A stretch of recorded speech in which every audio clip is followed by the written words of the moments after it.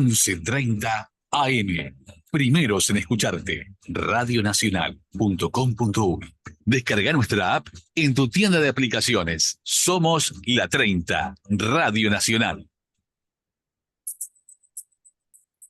Libertas Uruguay te propone escuchar la voz de nuestra República y nuestras libertades. Por CX30, Radio Nacional, preguntamos, investigamos y analizamos lo que pasa en nuestro país. Queremos saber en dónde estamos. Nuestra soberanía democrática está al mejor postor globalista. Libertas Uruguay te propone defenderla. www.libertas.uy. ¿En dónde estamos? De lunes a viernes, a partir de las 10 a.m. Guión y conducción, Rubén Muyano. Buen día, República Oriental del Uruguay. Espero te encuentres muy bien. Bueno, guionar y conducir este programa me va llevando por instancias realmente intensas. Hasta la fecha ha sido un año muy intenso de actividad. Y comenzamos, recuerdo, este año con una investigación que habíamos desarrollado con dos integrantes de los equipos de investigación periodística para plantearnos el narcoestado que creó el Frente Amplio en este país. Eso es algo notorio, evidente, de acuerdo a los distintos sucesos, a los episodios que se fueron dando en esos años de gobierno del Frente Amplio. Hay un gran marco social que da el síntoma claro del narcotráfico instalado en el Uruguay, como ha sido el incremento exponencial del delito violento, la llamada inseguridad pública que campeaba en el país, aún sigue, por supuesto, pero minimizada en muchos aspectos, era una suerte de anomia de autoridades desde el Ministerio del Interior y también, por supuesto, desde la economía procesal penal. Y a raíz de todo ello, Uruguay vivía una situación de muchísima violencia como nunca había vivido en su historia. El peor momento de la historia de la seguridad pública uruguaya se vivió en esos 15 años de Frente Amplio, por supuesto que gradualmente. Y a partir de ahí uno empezó a ver un montón de detalles que hacen a la transformación del Estado uruguayo en un Estado corporativo, en un Estado basado en otras consignas, en otra narrativa. La narrativa de la situación social, económica, de grupos de interés que van medrando o desarrollándose dentro del Estado, como así se planteó en una gran narrativa académica, universitaria, de perfil, si vos querés, o de corte estructuralista, postestructuralista, constructivista, perceptivista, posmoderna, que tira abajo, va a derribar ya en aquellas décadas del 80, en los ámbitos académicos, universitarios del mundo, por supuesto proveniente de mucho antes, desde las décadas del 40, donde se tiran abajo, pretenden tirarse abajo los paradigmas de la construcción y la concepción del Estado de Derecho de acuerdo a los principios liberales democráticos republicanos de las declaratorias universales, como la de los derechos del hombre y el ciudadano, la Declaratoria de Filadelfia y las constituciones, así como también la Carta Orgánica de la Organización de las Naciones Unidas. Esas declaratorias que provienen de la concepción del Estado de Derecho como un orden jurídico integrado, orgánico, sobre la base de los principios de la ética republicana y el modelo democrático, político y de convivencia, con el sustento, si vos querés, con el campo basal de las ciencias jurídicas de lo que es el naturalismo, como la gran doctrina ancestral que informa en sus principios, que abastece de principios científicos, lógicos, filosóficos al derecho.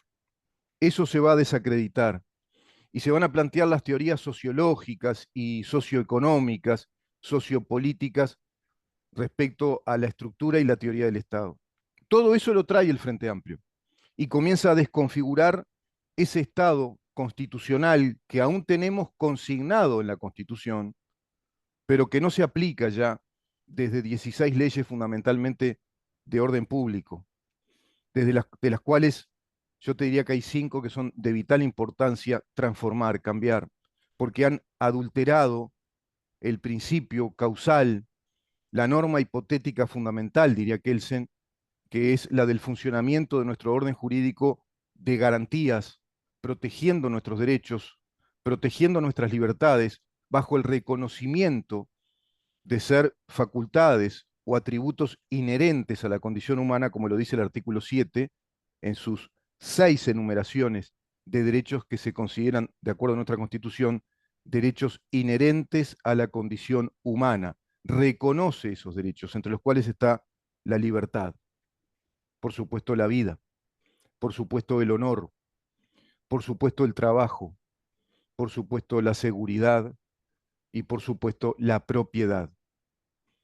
Esos derechos inherentes, naturales, se decía antiguamente, derechos que nacen con las personas y son reconocidos por nuestra Carta Constitucional, van a ser el leitmotiv, si vos querés, la piedra angular inspiradora del orden jurídico, del resto del orden jurídico, que va a estar sustentado en pilares, en, en directrices o principios como el principio de igualdad ante la ley, para sustentar la protección de esos derechos inherentes, la separación de los poderes y la seguridad jurídica.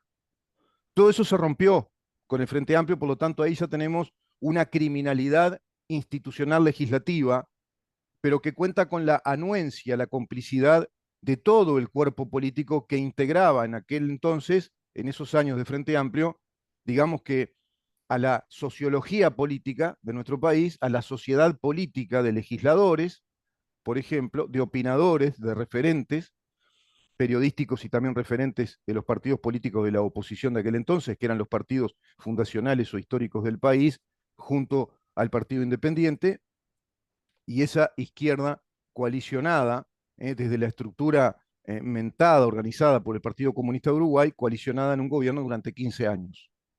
Esa es la realidad política que estamos teniendo en Uruguay.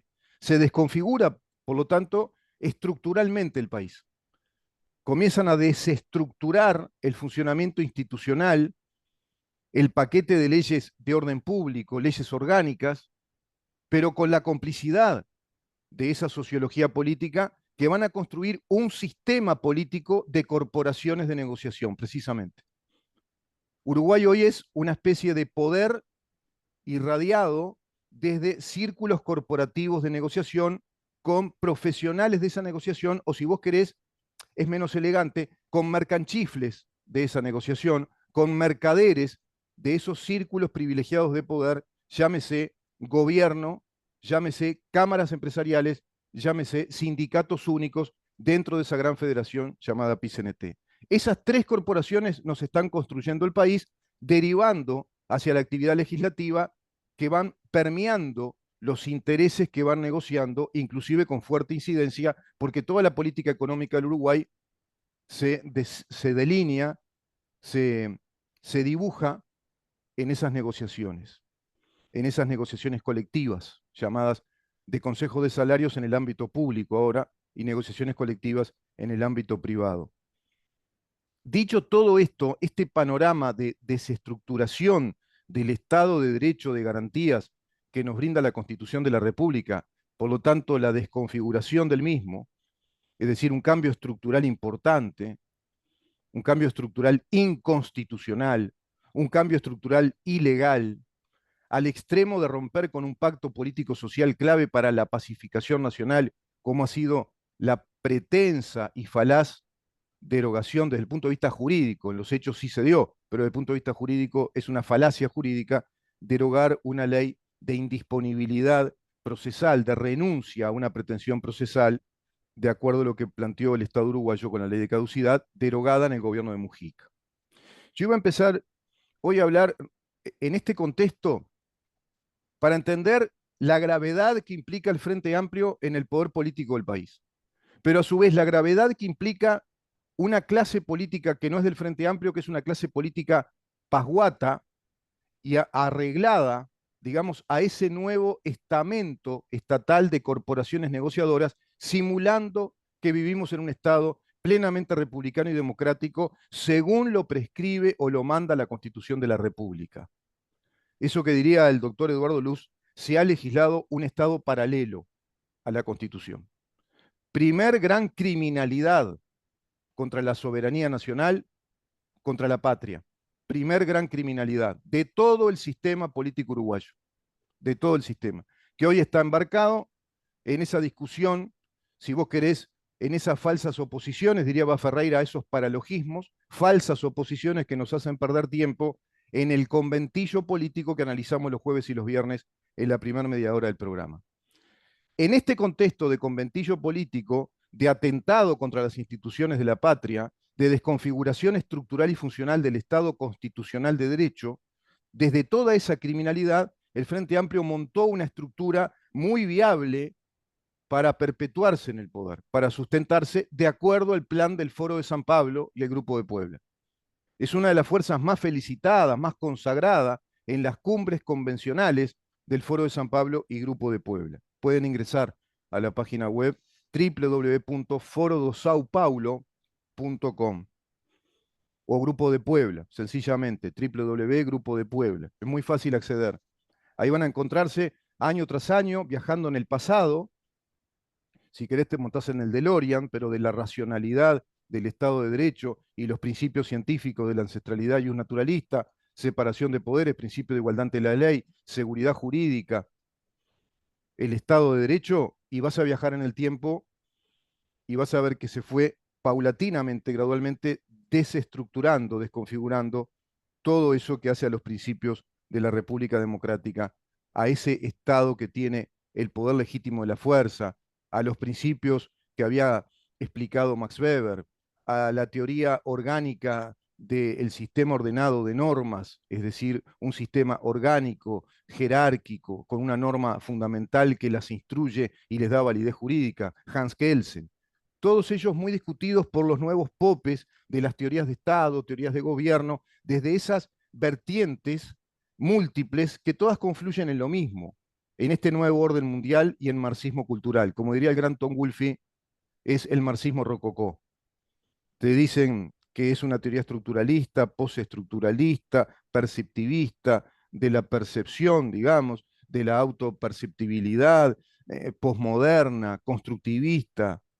Todo eso confluye, nutre a la posición de un marxismo cultural que lo que ha hecho es precisamente culturizar nuevas generaciones respecto a la idea, a la concepción de lo que significa vivir en un Estado que tiene el monopolio del poder, el monopolio de la fuerza, pero ya no desde la estructura del derecho y como un orden normativo, preceptivo, como una unidad jurídica consagrada en la Constitución, de acuerdo a ese contrato original, sino como una realidad cambiante social que van, digamos, dándose, en la cual van dándose estructuras necesarias de negociación, de corporaciones, que medran dentro de ese Estado.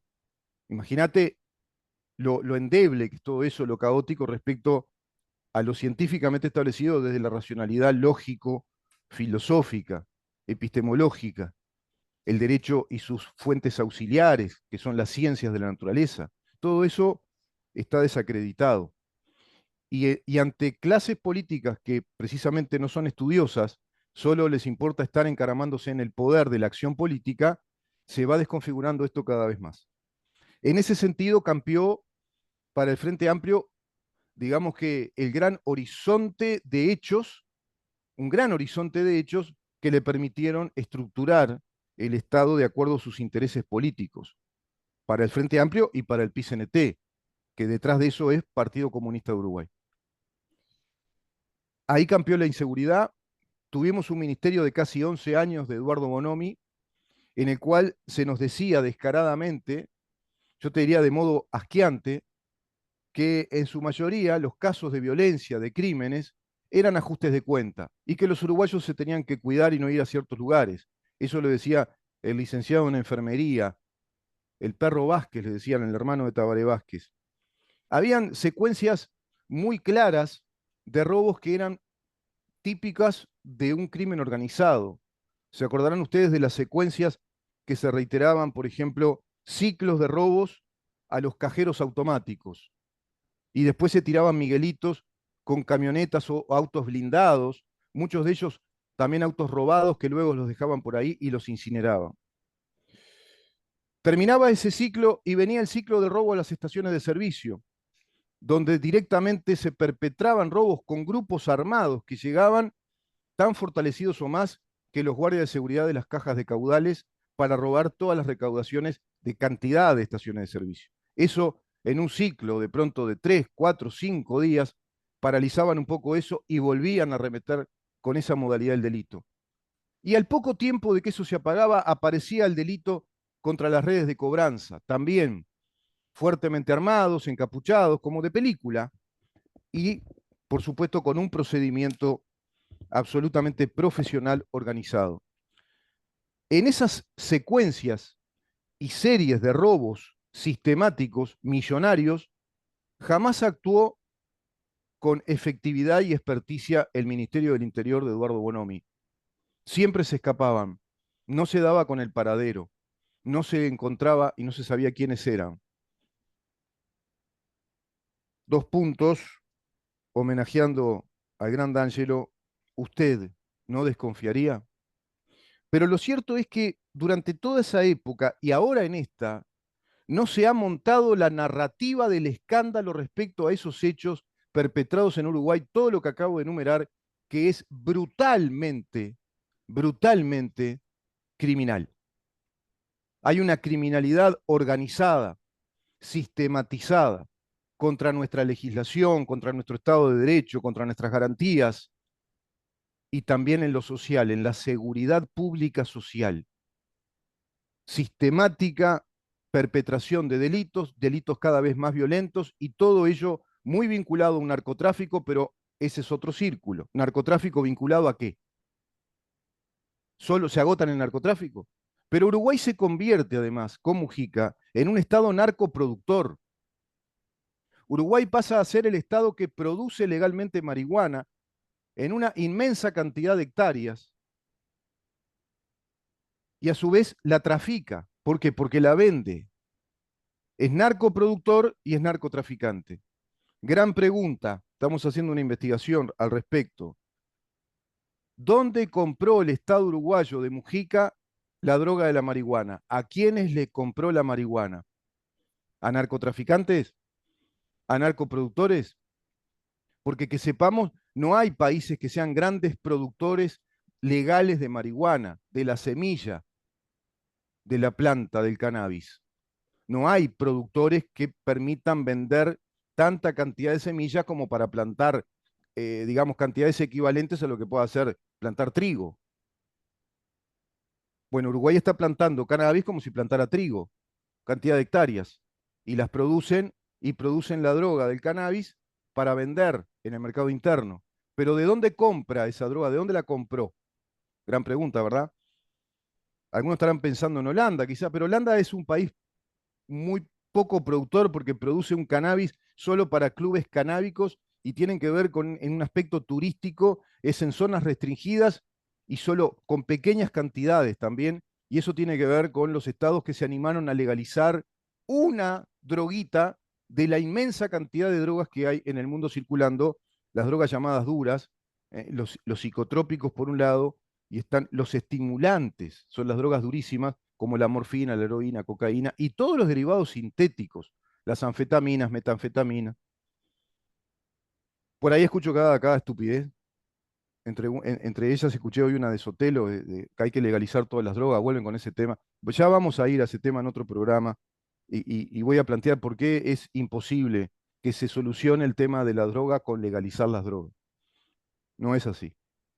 Ahora, viendo todo este panorama, Estado, narcoestado, Uruguay ya es un narcoestado.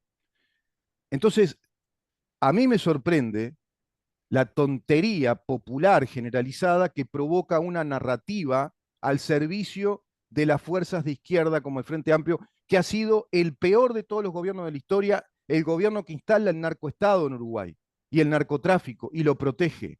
Y tenemos cantidad de ejemplos. Vamos a ir a Aroco Morábito, pero antes iba a ir primero a Aroco Morábito, pero quiero ir antes al episodio de precisamente la investigación de la fiscal Gabriela Fossati, y voy a traer de nuevo aquello que comenzamos en este año, cuando en marzo comenzamos las nuevas entregas periodísticas de donde estamos, desde Libertas y CX30, cuando hicimos un informe completo de toda la investigación que estaba desarrollando Gabriela Fossati, y llegamos al momento histórico en el cual el fiscal Juan Gómez, fiscal subrogante, interino, con el cual este presidente se quedó, fiscal proveniente del riñón de Jorge Díaz, fiscal de izquierda, que hace lo que quiere, decide con un abogado llamado Diego Camaño, que los que siguen el programa ya saben de quién se trata, el Pope creador, el jurista neomarxista y neoconstitucionalista que nos crea junto a otros juristas, entre ellos Jorge Díaz, este mamarracho ilegal e inconstitucional del proceso fiscal acusatorio en lo penal,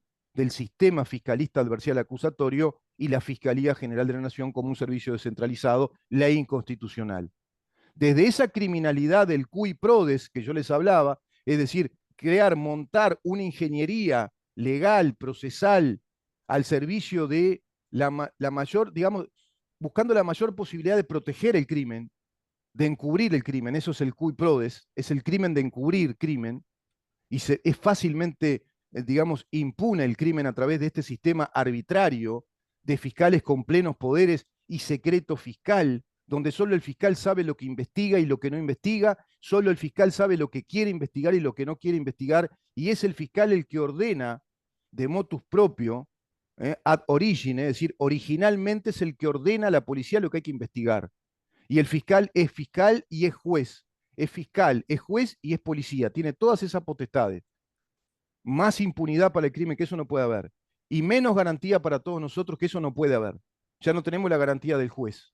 Ya no está el juez que se debe someter a todos los preceptos procesales que le indica la ley procesal bajo la máxima responsabilidad que tiene un juez de cumplir con cada etapa para llegar a la instancia probatoria, porque es la prueba y la confirmación material de la prueba evaluada por el juez a través de un régimen estricto de tasación probatoria. Todo eso ya no está en la primera instancia, esa penal que es absolutamente fiscal, es decir, es administrativa, y está dentro del Poder Ejecutivo, llevada a cabo por abogados policías del Estado, que son funcionarios públicos dentro del Poder Ejecutivo.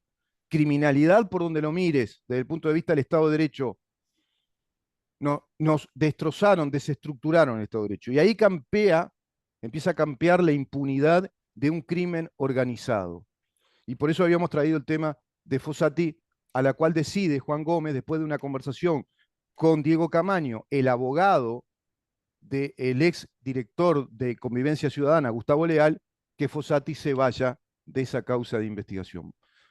Si te parece, vamos a una pausa, Ramón, y vamos a entrar a repasar otra vez lo que fue aquella investigación que realizamos respecto a una secretaría ilegal, privada, que instala José Mujica, y según Fossati, va hacia el 2013, desde el 2013 a la fecha que Fossati investiga, estaba funcionando toda una red de delincuentes impunemente con documentos falsificados, trabajando acá en Uruguay, desarrollándose en Uruguay y en la región, desde una secretaría que según ella pudo investigar, rastrear, data del año 2013, instalada en el cuarto piso de Torre Ejecutiva, cuando el guerrillero tupamaro terrorista José Mujica era presidente de la República Oriental del Uruguay, instalando esa secretaría con una secretaria llamada María Mina Capilli, familiar de mafiosos italianos y de ex integrantes tupamaros que formaron parte de aquella guerrilla armada contra el Estado.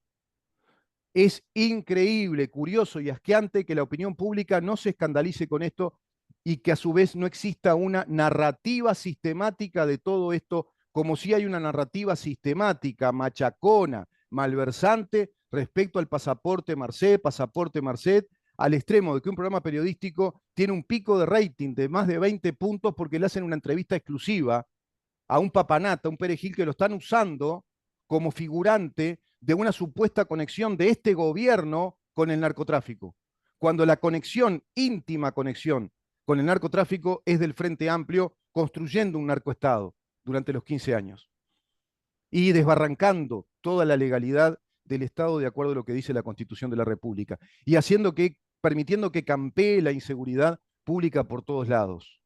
Es impresionante, ¿verdad? Pero estos casos que estoy mencionando, el de Mujica, la fuga de Rocco Morábito, el narcoestado instalado por Mujica, narcoproductor, Mujica mediador de las FARC con este otro delincuente ahora presidente en Colombia, con aquel, yo le llamo Mínimo Santos, parafraseando irónicamente a Máximo Santos, aquel presidente, ¿se acuerdan? Que cayó en el cuento de la tregua con la FARC. Bueno, ¿quién era el mediador? Y nada más y nada menos que en La Habana, Cuba, José Mujica, el pope del Grupo de Puebla. Pero de esto, así, mutis por el foro, todo el mundo, no hay narrativa que desinstale esa narrativa perversa, que se agarra de cosas que no tienen nada que ver y arma un contexto, una especie de Frankenstein informativo, una especie de deep fake news todo el tiempo. Y dale con el caso Marcet. Y el pasaporte es legal y ya está recontra confirmado que fue legal. No tiene nada que ver el pasaporte con que Marcet sea un integrante del narcotráfico, es otro tema. Y por otro lado, el asunto Astesiano, un perejil que se integra en el año 2017 en esa enorme cadena de corrupción que era una asociación para delinquir. ¿Sabés la cantidad de figuras delictivas que yo encuentro en Mujica respecto a esa investigación de Fossati? Son un montón de figuras en concurrencia real, según el Código Penal, que estaba perpetrando el terrorista presidente llamado José Mujica, pero nadie se escandaliza. No hay una narrativa que esté instalada sistemáticamente y que permita seguir la investigación periodística y ver qué es lo que realmente pasó con ese acto administrativo viciado de nulidad con desviación de poder que lleva adelante Juan Gómez cuando decide sacar a Fossati de esa investigación que ella venía profundizando y que ahora de algún modo sale a manifestar todo ello a través de su libro. Vamos a una pausa, Ramón, y continuamos. Buscamos, preguntamos, estudiamos, investigamos y publicamos para